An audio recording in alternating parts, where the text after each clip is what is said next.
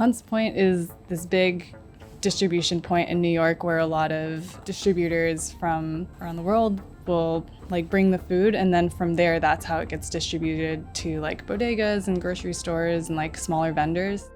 So this game is about how do you cultivate food, deliver food, and then trade food to the market.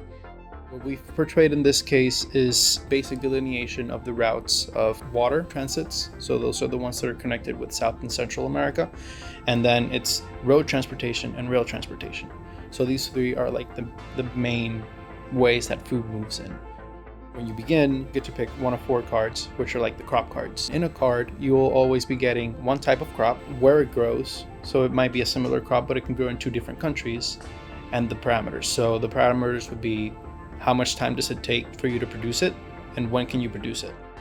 And assuming everything is all good, it's the right season, you can pay some money to own it, you spend the time to grow it, and then you generate 1 game piece that represents a shipment of blueberries. Then you purchase a mode of transportation. So for Chile, it would probably go over a marine route. So you would buy this little boat game piece, and you'd put your game piece for the shipment into the boat game piece. And then you could spend the time units that you have to move it across the board. And then eventually when you land in New York, you sell it. And there's this market board component that will tell you how much you make from that 1 shipment. And as you ship more pieces to New York of the same produce item, the cost of it diminishes as a way to just emulate supply and demand on a really simple model of economics.